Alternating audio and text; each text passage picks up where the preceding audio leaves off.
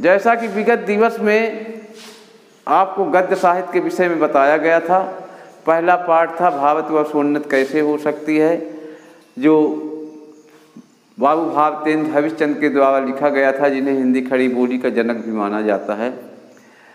अब आज पद्य साहित्य में पहला पाठ है आपका कबीरदास। जो पाठ एक है कबीरदास।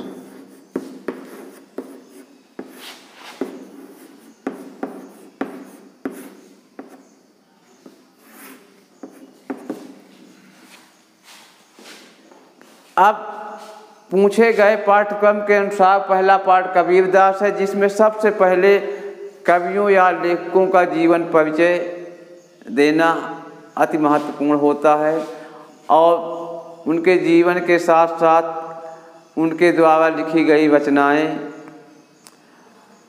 और उनकी भाषा शैली और उनका हिंदी साहित्य में स्थान और लिखे गए काव्य में विशेषताएं, ये जो है महत्वपूर्ण विषय इंटरमीडिएट में है, जिसमें सबसे पहले जीवन परिचय ही बताया जा रहा है, जिसमें सबसे पहले आता है जन्म और फिर इसके बाद दूसरा आता है स्थान, माता पिता, शिक्षा, फिर आती है मृत्यु और फिर साहित्यिक सेवा। इनके द्वारा साहित्य के क्षेत्र में कौन सी सेवा की गई। तो कबीरदास संत शिरोमणि, संतों में सबसे श्रेष्ठ माने जाने वाले कवि कबीरदास, जो निर्गुण काव्य धारा के निरंकारी संत के रूप में जानने जाते हैं, इसीलिए इनको जो है भक्तकालीन निराकारी या निराकार धर्म को मानने वाले संत शिरोमणि कवि कबीरदास जी का जन्म सन 1398 ईस्वी को काशी में हुआ था।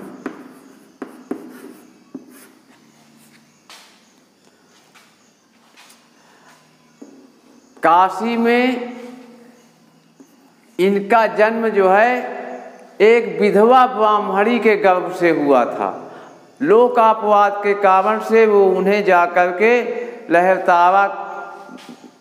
लहरतारा नामक तालाब के पार झाड़ी में छिपा दिया।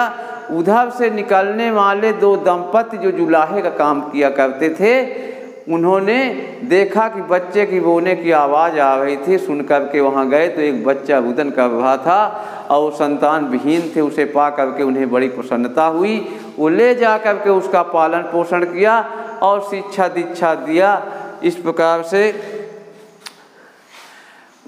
वो भक्त प्रेमी था, अपना जुलाहे का काम करता था, लेकिन संतों की संगत में भी जा कर के बहुत कुछ सीख लिया। कबीरदास का विवाह हुआ और उनसे दो पुत्र और एक पुत्री पैदा हुए और समाज में रह करके भी वो भक्ति की ओर उनका लगाव बना रहा और कोई उन्हें अपना शिष्य बनाने को राजी न हुआ। अंततः अपने कर्तव्य के द्वारा रामानंद जी को का शिष्य बन ही गया। पंचघाट की सीढ़ियों में लेटा, रामानंद जी का पांव उनके ऊपर पड़ा। रामानंद जी का जैसे ही यहाँ तक उनके शरीर में स्पर्श हुआ, एक दिव्य ज्योति जो है उनके अंदर भर गई और जो है संत श्रेणी में जो है एक ऐसी ख्याति प्राप्त की जो आज संत शिरोमणि के नाम से जाने जाते हैं। इस महान संत का जन्म 1398 ईस्वी में और माता का और मृत्यु जो है 1518 ईस्वी को, यानी 120 वर्ष की अवस्था में हो गई।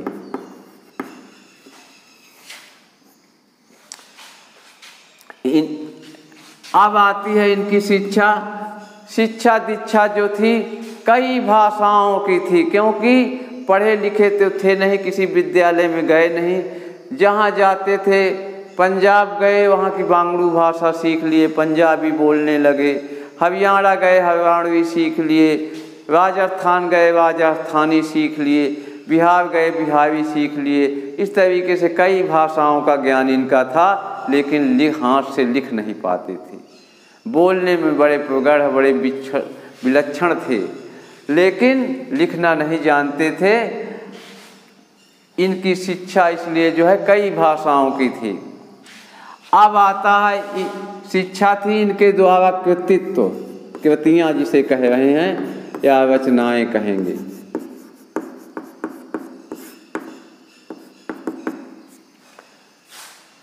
कबीरदास स्वयं अपने हाथ से कोई रचना नहीं किया, बल्कि इनके शिष्यों ने इनके द्वारा कही गई वाणी को अपने कलमबद्ध कर लिया। वही जो है 3 रचनाएं मुख्य मानी जाती हैं, जिसे पहली रचना कहता है साखी, दूसरी है शबद और तीसरी है रामायणी। इनकी मुख्य 3 रचनाएं हैं। इनके शिष्यों ने इन 3 रचनाओं को मिला करके एक कबीर ग्रंथावली बना लिया। इसे कहते हैं बीजक। बीजक, ये बीजक के नाम से इनकी 3 रचनाएं बीजक में संग्रहित हो गई। कबीर ग्रंथावली, कबीर रहस्य, कबीर मर्म, तमाम रचनाएं हैं, लेकिन सबको संग्रहित करके इनका एक ग्रंथ है बीजक। बीजक में इनकी सारी रचनाएं हैं। इन्होंने साखी जो भी आँख से देखा उसे सही माना, शबद और जो सुनते थे उनको जो है शब्द बना करके गाते थे, रामायणी और जो याद कर लेते थे मन में रमा करके और अपने मन से जो गाते थे और इनके शिष्य उन्हें कलमबद्ध करते थे, हुई रामायणी।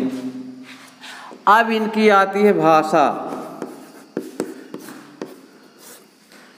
जैसा कि अभी स्पष्ट ही हुआ होगा कि कबीरदास पढ़े लिखे तो थे नहीं, तो अब ये एक निश्चित भाषा भी इनकी नहीं हो सकती है, क्योंकि पहले ही बताया जा चुका है कि ये हरियाणा गए तो वहाँ की भाषा सीख लिए, पंजाब गए पंजाबी सीख लिए। तो इस प्रकार से इनकी कोई निश्चित भाषा नहीं थी। जैसे घर में दाल बनाए तो केवल दाल ही डालेंगे, और खिचड़ी बनाना शुरू कर दें आप तो कहते हैं इसमें दाल भी डाल दो, चावल भी डाल दो, टमाटर भी डाल दो, अन्न जो भी आए सब उसी में समाहित कर दो। तो उसका नाम क्या दे दिया गया? खिचड़ी, है ना। अब तो उसी प्रकार से जब कबीरदास पढ़े लिखे नहीं थे तो इनकी भाषा का भी नाम क्या दे दिया गया? पंचमेल खिचड़ी। तो कबीरदास की भाषा क्या थी? अपरिमार्जित, कोई उसका मार्जन था नहीं कि एक निश्चित भाषा है, इसीलिए कहते अपरिमार्जित भाषा पंचमेल खिचड़ी के नाम से जानी जाती है। कबीरदास की भाषा शुद्ध साहित्यिक खड़ी बोली ना होकर के अपरिमार्जित पंचमेल खिचड़ी के नाम से जानी जाती है। अब आता है इनकी शैली, इनका रुझान किस ओर था। कबीरदास की शैली जो थी व्यंग्यात्मक थी।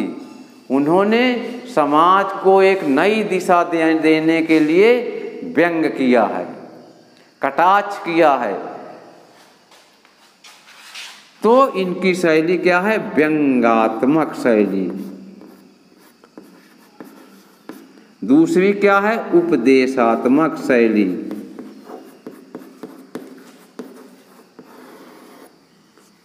ये 2 शैलियाँ इनकी जो है विशिष्ट स्थान रखती हैं। अब आपका जो है जीवन परिचय हो गया। अब पूछा क्या जाता है? पूछा जाता है कबीरदास का जीवन परिचय दीजिए तथा उनकी रचनाएं लिखिए। फिर दूसरे ढंग से यदि पूछ लिया कबीरदास की साहित्यिक विशेषताएं, लिखते हुए कबीरदास की भाषा शैली लिखिए। या पूछ लिया कबीरदास का साहित्य में क्या स्थान है, तो अब जो है कबीरदास की काव्यगत विशेषताएं बताइए। अब ये आ गया।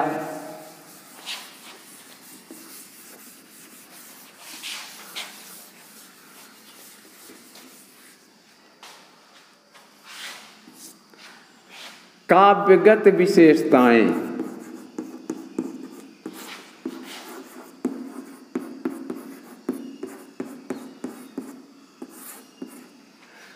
काव्यगत विशेषताओं को दो भागों में बांटा गया है, एक कला पक्ष, एक भाव पक्ष, जिसमें भाषा शैली लिख देते हैं और एक में जैसे लिख दिया गया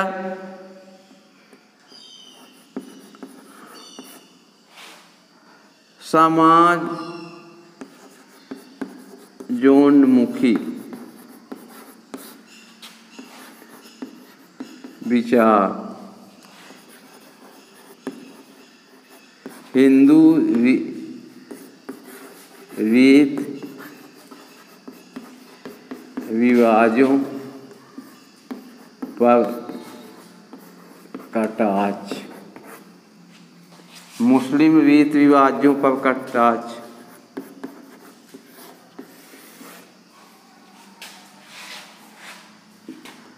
आडंबर,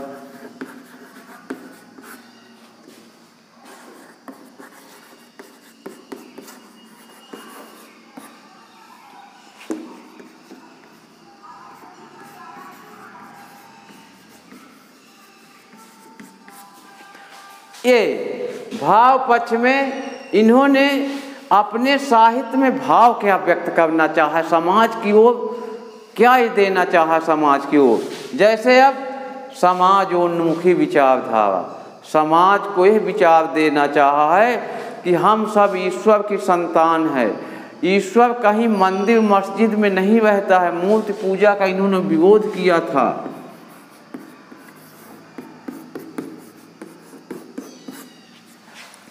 इसलिए विरोध किया था कि अगर एक स्थान पे मूर्ति हो जाएगी तो वहाँ पे ये होगा पहले मैं पहुँचूँ, पहले मैं पहुँचूँ, ये मेरी है, ये मेरी है। इस तरीके के से विवाद को दूर करने के लिए यही विवाद मंदिर मस्जिद का चलता है। देखते होंगे कि मंदिर में उस संपत्ति को पाने के लिए शिष्य अपने गुरु की हत्या कर दे रहा है, या उसमें मठ में लोग जो है उस संपत्ति को अर्जित करने के लिए। तो उस समय का महान संत शिरोमणि जो है मूर्ति पूजा का विरोध किया था।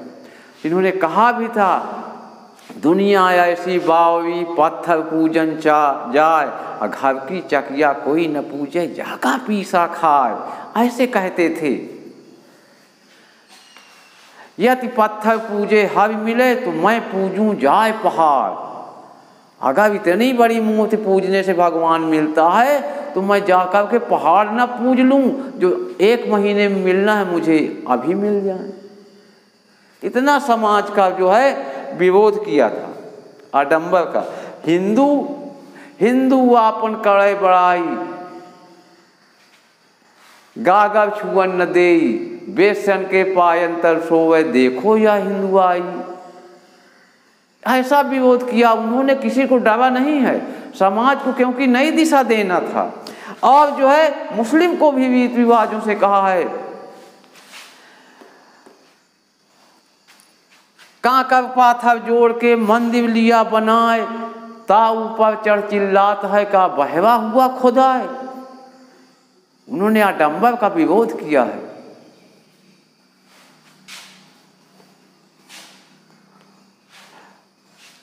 हिंदू आपन करे बुआई, मुर्गा मुर्गी खाई, खाला के संग बेटी ब्याह, देखो या तुर्काई। बहुत विरोध किया है उन्होंने, खूब फटकारा है समाज को, आडंबर को दूर करने के लिए फटकारा है। ये आडंबर था समाज में उस समय। जात पात का खाई खड़ी हुई थी, उस खाई को पाटने के लिए उसने कहा है कि ईश्वर, वही कहते हैं बिना ईश्वर की कृपा के कोई पत्ता नहीं हिलता है। ये अपने महाभारत में श्री कृष्ण ने अपने स्वयं मुँह से वर्णित किया है कि मेरे बिना जो है एक तिनका तक नहीं हिलता था। तो बात को कबीरदास भी तो कह रहे हैं कि वो एक ऐसी शक्ति है जो कण कण में व्याप्त है। कहीं उसको मोको कहवे ढूंढे बंदे, मैं तो तेरे पास में, ना मैं मंदिर ना मस्जिद ना काबा कैलाश में, ढूंढी हो तो पल भर में मिल जाइयो हर सांसों की सांस में। अगर मैं नहीं हूं तो सांस कहाँ से चलती है, मैं तो सबके अंदर हूं। ये उन्होंने कहा था, विरोध किया था समाज का कि हम तो है सब एक ईश्वर की संतान हैं, हम सब भाई भाई हैं, हमारा कोई अंतर नहीं है। और उस अपने गुरु की महत्ता का वर्णन इन्होंने किया है। जिस कोई गुरु इनको बनाने के लिए नहीं तैयार था और जिन्होंने धोखे से बना लिया, उस गुरु के लिए इन्होंने क्या अर्पण किया है कि शायद वो गुरु भी कभी स्वप्न में भी नहीं सोचा होगा कि मैं भी इतनी कल्पना की जाएगी। उन्होंने गुरु की महत्ता का वर्णन करते हुए लिखा है,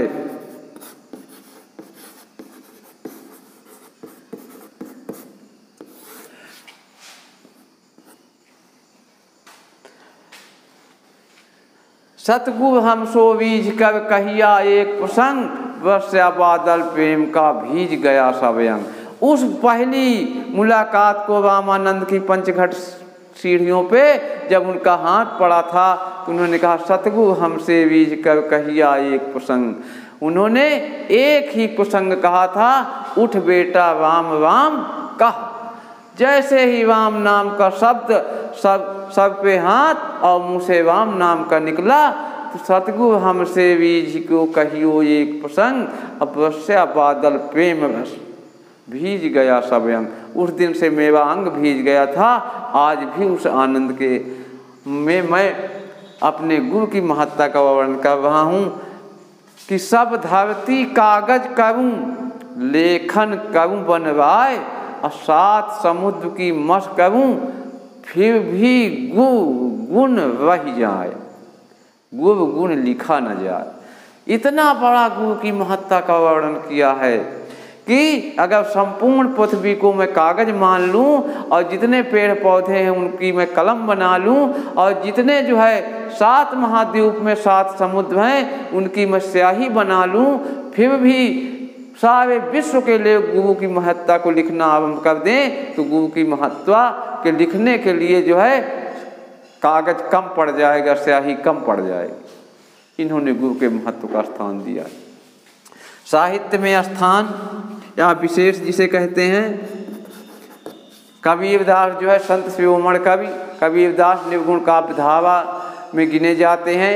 इन्होंने बाह्य आडंबर कुरीतियों को दूर करने के लिए, समाज को नई दिशा प्रदान करने के लिए भक्तकालीन कवि जो है अपनी एक धारा निर्गुण काव्य धारा जो है स्थापित की, जो 2 धाराओं में बढ़ गई, एक सगुण एक निर्गुण। कबीरदास निर्गुण काव्य धारा के कवि थे।